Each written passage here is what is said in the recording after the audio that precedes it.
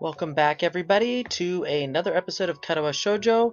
It has been at least almost a week since I last played this game, and I'm trying to remember what all happened. I think we are nearing the end of the long-distance relationship portion of this, and I think Lilly is going to be returning, and we're going to see how the relationship is moving forward after this, after their admission that they do indeed like each other more than friends.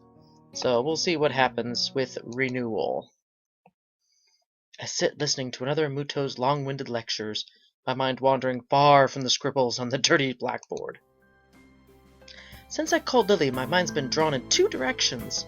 Both roughly lead to the same conclusion. I'm started to feel oddly detached from my past life. It's only been a month and a half since I arrived here, yet the school's become a second home. I've gained new friends and contacts, managed to get to grips with the school's lifestyle and culture, become accustomed to the quirks of my classmates.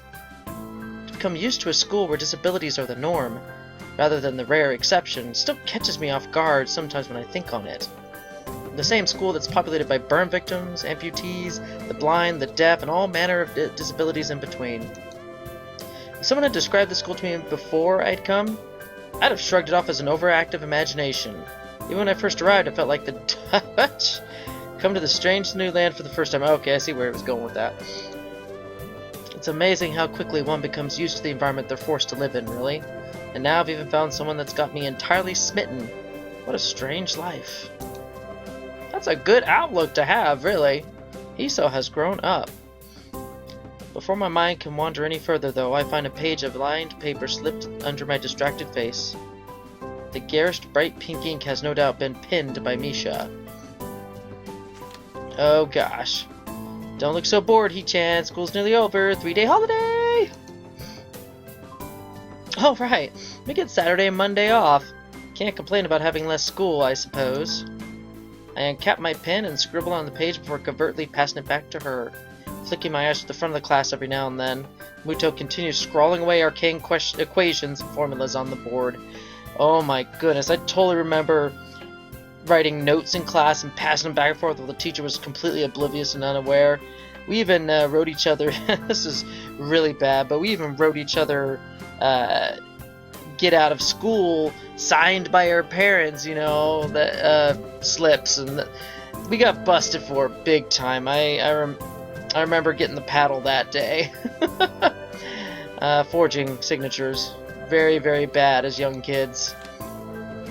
I'm guessing you have something planned. Misha takes the paper back and hunches over it comically, even for her, with her tongue poking through the side of her mouth. Did she misinterpret my expression as depressed? Is she trying to cheer me up? Student council work with C-chan, of course. Do you do anything else? Like, what are your hobbies? What is your life? You're still not brooding over that, surely. But He-chan could have helped us poor lonely girls. You're not lonely, you have each other. I'll lend you a hand for today if I weren't going to be so busy. Oh, dodged it yet again. Oh, naughty, naughty He-chan. I'm just going to meet Lilly with Hanako. I don't know what you've got going through your head. What? So Lily's back? Yeah, she's coming on the evening flight with her sister, so she'll be back in school next week.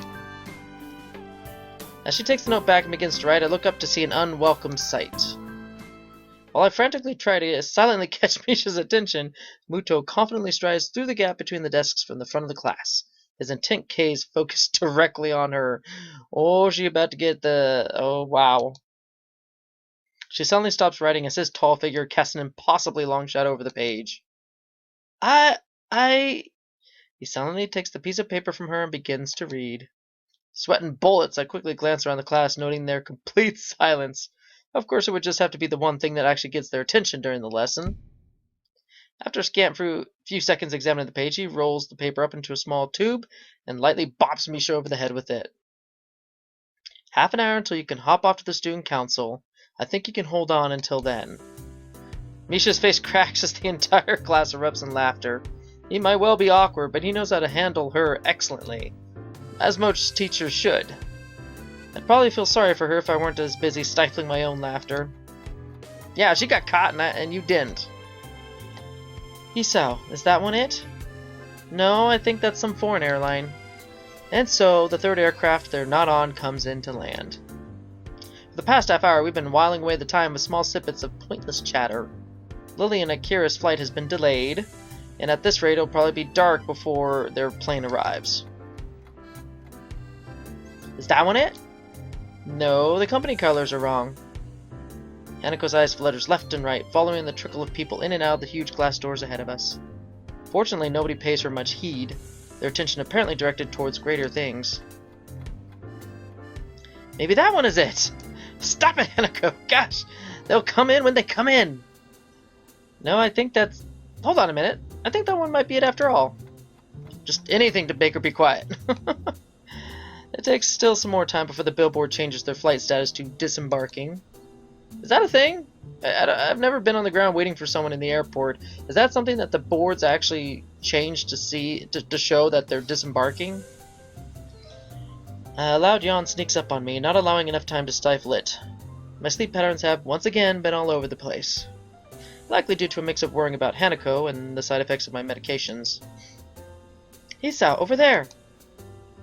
I look to Hanako, then follow her gaze to the airport door. Oh, Lilly, they're here! Really? Oh, there she is!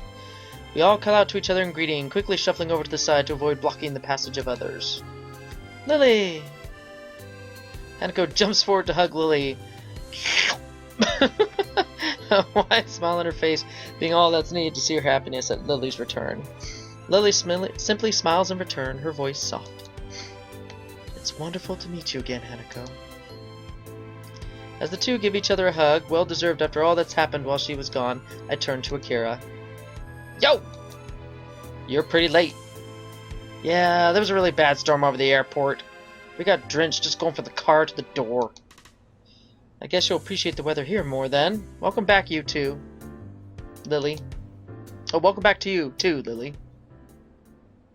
Hanako breaks off from Lilly as I speak. For a long time, neither of us says a word.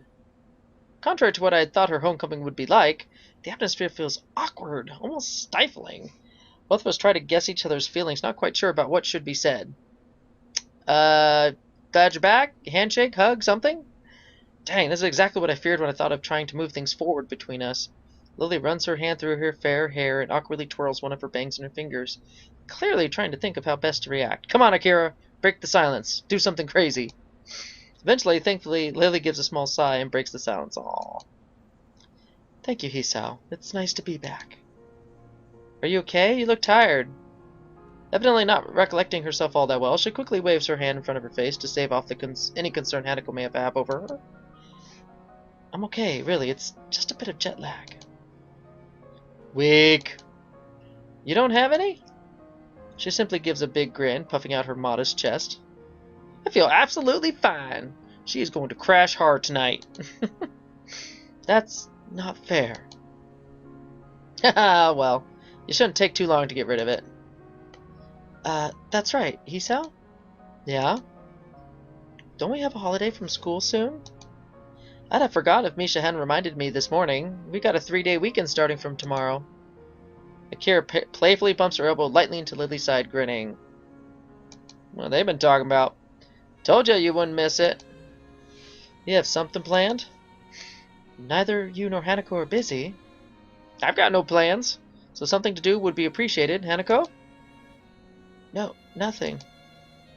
That's good. I was thinking we could go to my family's summer house for a bit of quiet over the break. We've rarely used it recently, though, so we'd have to dust things off a little while we're there. Oh, where is it? Up north in Hokkaido. The place is practically deserted, so it should be a nice quiet break for you guys. You're not coming? Nah, I got a little holiday of my own to set up with my boyfriend. Yeah. I lower my eyes at her, suspicious of her intentions. It sounds like we're just cleaning up the summer house for you. That's perhaps a valid conclusion. Both of us zero in on Akira, her face somewhat evasive. Looks like we were right.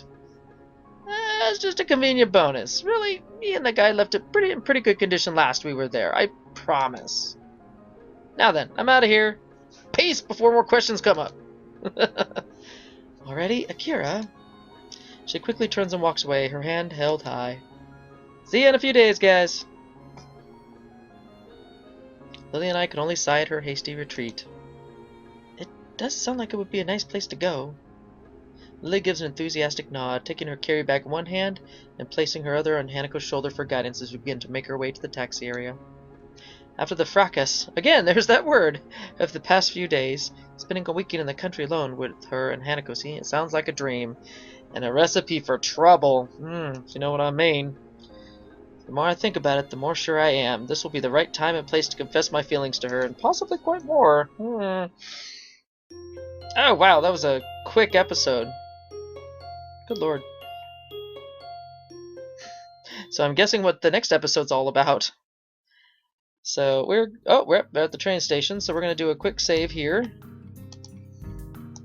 So now that she is back in town, I have a feeling and we're going headlong into a 3-day weekend with 2 girls, mind you, by ourselves in a secluded place in the sticks and everything out in the countryside. Oh my goodness. This is probably going to escalate quickly. And I mean, it's just like, I'm going to make a guess here. I'm going to say that they've now confessed their feelings for each other. Things are just going to steamroll. They're just going to roll downhill like a freight train. And it's just going to go way, way too deep, way too fast. So we'll see if that happens in the next episode. See y'all later.